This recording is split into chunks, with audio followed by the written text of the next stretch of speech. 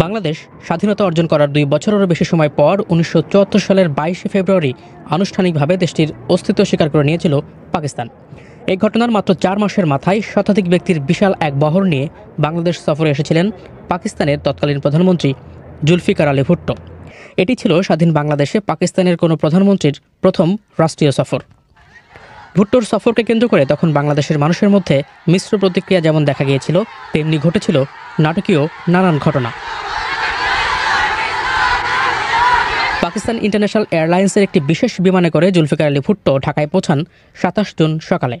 সে সময় তাকে বেশ ঘটা করে স্বাগত জানানো হয়েছিল, যাকে পরদিন পত্রিকাগুলোই ঢাকায় ভুট্টোর অভূতপূর্ব সংবর্ধনা বলে শিরোনাম করে। পাকিস্তানের প্রধানমন্ত্রীকে স্বাগত জানাতে বাংলাদেশের তৎকালীন প্রধানমন্ত্রী শেখ মুজিবুর রহমান নিজে ঢাকার বিমানবন্দরে উপস্থিত ছিলেন। ভুট্টো যখন বিমান থেকে নামছিলেন তখন ১৯ বার তোপধ্বনির মাধ্যমে তাকে স্বাগত জানানো হয়। শেখ মুজিবুর রহমান নিজে ফুলের মালা পরিয়ে তাকে বরণ করে নেন। বিমানবন্দরে ভুট্টোকে বাংলাদেশের সশস্ত্র বাহিনীর সদস্যরা গার্ড অব অনার প্রদান করেন। কূটনৈতিক শিষ্টাচার মেনে পাকিস্তানের জাতীয় পতাকা উত্তোলনের পাশাপাশি বাজানো হয় দেশটির জাতীয় সঙ্গীত। ভুট্টোকে স্বাগত জানাতে বিমানবন্দরের বাইরে অসংখ্য মানুষ সেদিন জড়ো হয়েছিল। যারা সেদিন এসেছিলেন তাদের উল্লেখযোগ্য একটি অংশ বাংলাদেশে আটকে পড়া পাকিস্তানি নাগরিকরা ছিলেন বলে তখনকার পত্রিকায় উল্লেখ করা হয়েছে। তবে কিছু মানুষ তখন ভুট্টোর বিরুদ্ধে বিক্ষোভও করেছিলেন। পাকিস্তানের প্রধানমন্ত্রী বাংলাদেশে আসার পর ২৭ জুন রাতে তার সম্মানে বঙ্গভবনে নৈশভোজের আয়োজন করেন বাংলাদেশের তৎকালীন প্রধানমন্ত্রী শেখ মুজিবুর রহমান। সেই নৈশভোজে দুই দেশের প্রধানমন্ত্রীর বক্তব্য নিয়ে পরদিন পত্রিকাগুলো বড় বড় শিরোনাম করে, যেখানে বিদ্বেষ ও তিক্ততা ভুলে গিয়ে নতুন অধ্যায়ের সূচনা করার জন্য পাকিস্তানের প্রধানমন্ত্রীর প্রতি আহ্বান জানান বাংলাদেশের প্রধানমন্ত্রী শেখ মুজিবুর রহমান। এছাড়া অবিভক্ত পাকিস্তানের দায় ও সম্পদের বন্টন, বাংলাদেশে আটকে পড়া পাকিস্তানি নাগরিকদের প্রত্যাবাসন সহ বেশ কিছু সমস্যার সমাধানের বিষয়ে জোর দেন তিনি। অন্যদিকে মিস্টার ভুট্টো তার ভাষণে ১৯৭১ সালকে ইতিহাসের নিষ্ঠুর ও লজ্জাকর এক অধ্যায় বলে মন্তব্য করেন।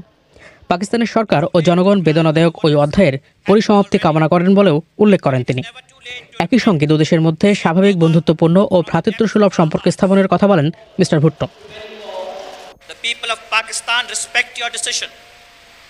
They and the government of Pakistan recognize and respect the sovereignty and ১৯৭১ সালে বাংলাদেশের স্বাধীনতা যুদ্ধে যারা প্রাণ হারিয়েছেন তাদের প্রতি শ্রদ্ধা জানাতে সফরের দ্বিতীয় দিন অর্থাৎ ২৮ জুন সকালে সাভারে অবস্থিত জাতীয় স্মৃতিসৌধে যান পাকিস্তানের তৎকালীন প্রধানমন্ত্রী মিস্টার ভুট্টো।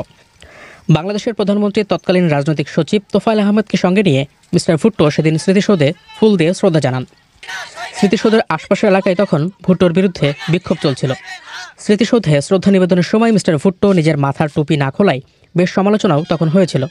এছাড়া স্মৃতিসৌধে রাখা খাতায় কোনো মন্তব্য না লিখে দ্রুত তিনি স্মৃতিসৌধ ত্যাগ করেন বলেও তখনকার পত্রিকায় খবর বের হয়েছিল। সফরের দ্বিতীয় দিন পাকিস্তানের প্রধানমন্ত্রীকে নাগরিক সংবর্ধনা দেওয়া হয়। বঙ্গভবনে আয়োজিত ওই সংবর্ধনা অনুষ্ঠানে ভাষণ দেন mister Bhutto. But it is never too late to repent, to say Toba from the depths of our hearts.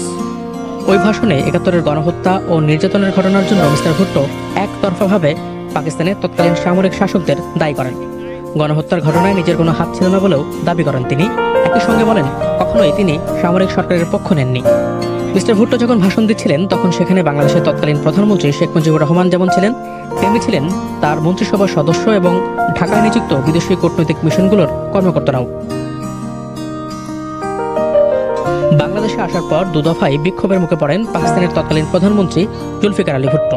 এর মধ্যে ঢাকায় এসেই বিক্ষোভের মুখে পড়েন মিস্টার ভুট্টো।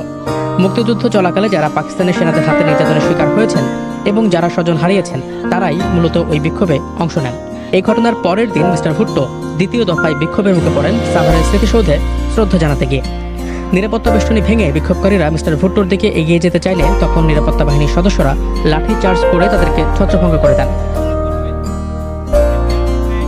পাকিস্তানের প্রধানমন্ত্রীর বাংলাদেশের ৩ দিনের রাষ্ট্রীয় সফরের প্রধান লক্ষ্য ছিল দুদেশের মধ্যকার অমীমাংসিত সমস্যার সমাধান করা এবং সম্পর্ক স্বাভাবিক করা। এক্ষেত্রে অবিভক্ত পাকিস্তানের দায় ও সম্পদের বন্টন এবং বাংলাদেশে আটকে পড়া পাকিস্তানি নাগরিকদের প্রত্যাবাসনের বিষয়টি অত্যন্ত গুরুত্বের সঙ্গে তুলে ধরে আসছিল বাংলাদেশ। মিস্টার ভুট্টো বাংলাদেশের মাটিতে পা রাখার পর বিষয়টা নিয়ে তার সঙ্গে দফায় দফায় বৈঠক করেন শেখ মুজিবুর রহমান, কিন্তু বিষয়গুলো নিয়ে তারা শেষ পর্যন্ত ঐক্যমতে পৌঁছাতে না পারায় আলোচনা ব্যর্থ হয়। বিশেষ করে সম্পদের দায় ও বন্টন প্রশ্নে পাকিস্তান অযৌক্তিক মনোভাব প্রকাশ করার কারণে আলোচনা ভেস্তে গেছে বলে তখন সাংবাদিকদের জানিয়েছিলেন বাংলাদেশের তৎকালীন পররাষ্ট্রমন্ত্রী ডক্টর কামাল হোসেন।